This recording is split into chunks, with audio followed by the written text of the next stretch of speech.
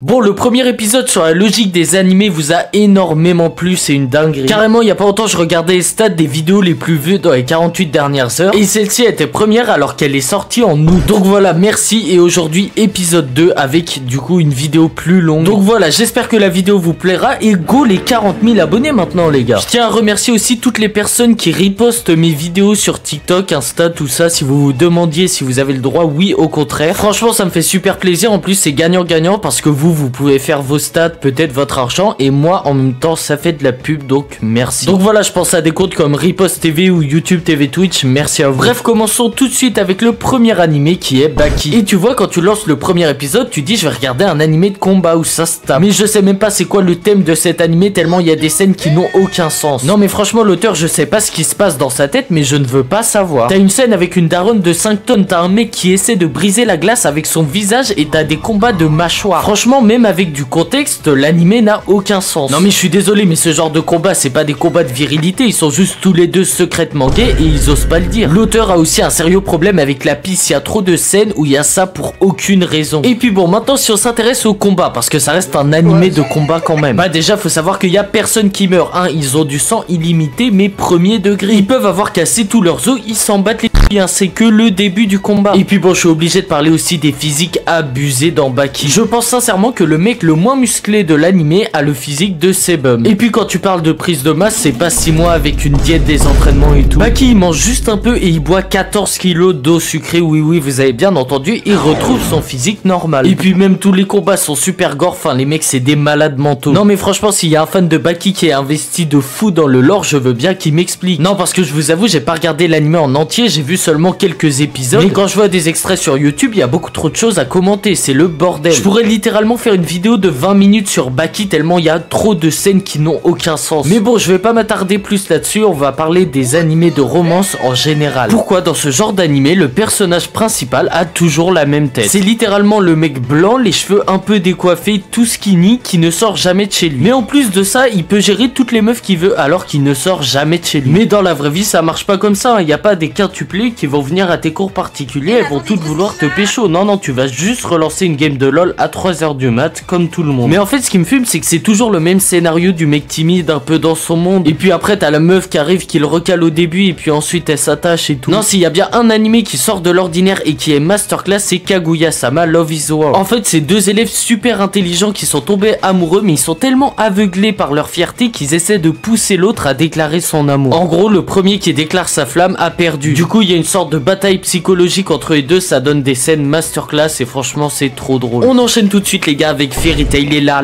il y a beaucoup de choses à dire sur cet animé. Commençons bien évidemment par le pouvoir de l'amitié, parce qu'en soi c'est présent dans tous les animés, mais Fairy Tail c'est vraiment abusé. Le vilain peut vraiment s'entraîner pendant 100 ans d'affilée sans skip un seul jour. Il tryhard ses grands morts, il devient super puissant. Pendant ce temps là, Natsu et Grey ils ont juste à faire un petit combo de merde et le vilain il est finito. Le héros se trouve toujours dans la pire situation possible à chaque fois, mais il y a toujours un truc pour le sauver au dernier moment. Et c'est dans ces moments là que les méchants ils font toujours un discours bâdelon alors qu'ils ont vraiment juste à l'abattre. Dans la vraie vie, le mec il va juste t'achever, tu vas finir dans les journaux le lendemain, c'est tout. Le fanservice les gars, j'étais aussi obligé d'en parler, Fairy Tail c'est connu pour ça. Ils en mettent vraiment partout, hein, dès qu'ils peuvent, même si c'est une scène de combat, une scène d'émotion, ils en ont rien à foutre. Et les deux plus grosses victimes dans Fairy Tail, bah c'est bien sûr Lucy et Erza. Et c'est fou parce que l'auteur est capable de rendre son manga complètement illogique pour le fanservice. Genre pourquoi tous les personnages sont obligés d'être moitié à poil pour combattre? Genre normalement c'est l'inverse, quand tu te combats tu mets une giga armure, un truc qui protège bien. Alors vous allez me dire que Erza elle a une armure, mais ça c'est vraiment que quand elle met son ulti, hein. Sinon les 3/4 des combats elle a un petit bandage et c'est tout. Et puis croyez-moi, l'auteur il va bien s'arranger pour qu'à la fin du combat il y ait le moins de vêtements possible. C'est comme Natsu et Grey, c'est quoi le concept de se battre tout le temps torse nu? Je ne comprends pas. Alors vous allez me dire que non, en fait c'est juste leur tenue qui se déchire, mais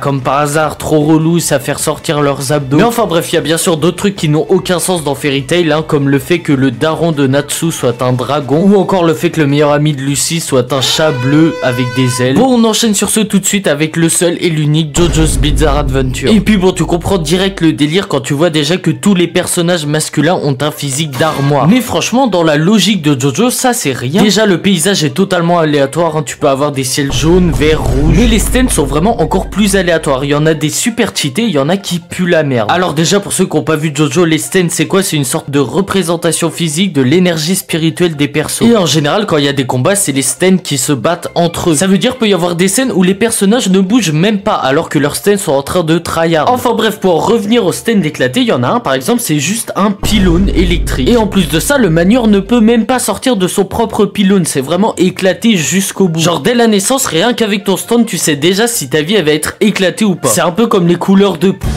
Mais franchement le pire truc je pense dans Jojo c'est quand tu n'as pas le contexte, ça n'a aucun sens. Je vous mets des extraits là mais si tu n'as pas le contexte du stand ou du combat tu vas péter un câble. Enfin bref allez voir Jojo quand même c'est une masterclass. On enchaîne sur ce les gars avec Seven Deadly Sins et non les gars ne vous inquiétez pas je ne vais pas vous parler de l'animation désastreuse de la saison 3. Non moi je vais vous parler des couples parce que à part Meliodas X Elizabeth qui est à peu près normal le reste c'est catastrophique. Bon on commence bien sûr avec King et Diane et là je pense que le problème est assez flagrant quand même. Parce que dans l'animé c'est bien beau hein, ils s'embrassent et tout mais s'ils veulent aller plus loin il y a un énorme problème de proportionnalité. Pour que vous ayez un ordre d'idée, King fait 1m62 et Diane 9m15. Et puis on dirait pas comme ça mais c'est des anciens hein. Diane elle a 750 ans et King il a 1000 ans, rien que ça. Moi je peux vous dire c'est des vrais OG hein. Ils ont connu Fortnite Prime à coup sûr. Et puis l'autre couple c'est bien sûr Ban et Hélène. Et là on pourrait se dire que Ban est un énorme pointeur vu la gueule du couple. Alors que c'est totalement l'inverse. Hélène elle a 1000 ans et Ban il a 43 ans. Enfin bref, de toute façon, dans tous les animés, même en général, faut jamais se fier à l'apparence des persos. Regardez Biscuit de Hunter x Hunter, 57 ans. Léolio du même animé, 19 ans. Jotaro, quant à lui, 17 ans. Et encore, ça va, ça reste raisonnable à côté des persos qui ont 150 ans ou 3000 ans. J'ai failli oublier aussi quand même Meruem qui a seulement 40 jours dans Hunter x Hunter et qui prend littéralement 99% de la planète. Hein. Je sais pas ce qu'il mange, le frérot, mais il est quand même sacrément précoce à vouloir dominer le monde à 40 jours. Bon, autre chose dont je voulais parler dans les animés, c'est les vêtements. Parce que dans les animés comme Hunter x Hunter, Naruto ou One Piece, les personnages se battent tout le temps. Mais comment ça se fait que leurs vêtements restent intacts pendant 300 épisodes? Et puis même sans parler de combat, je sais pas, change tes vêtements un peu, lave-les parce que tu peux pas rester 3 mois avec la même tenue. Les mecs ils peuvent devenir roi des pirates, l'homme le plus riche du monde, ceux qui veulent, mais ils peuvent pas changer une tenue. Ils sont obligés de rester avec la même tout le long de l'animé, même si ça commence à 8 ans et ça finit à 43 ans. Il y a aussi la bouffe, c'est beaucoup trop abusé parce que comment c'est possible que ce soit aussi appétissant? Non franchement les animateurs ils doivent utiliser une sorte de sorcellerie parce que comment les ramen dans Naruto ça ressemble à ça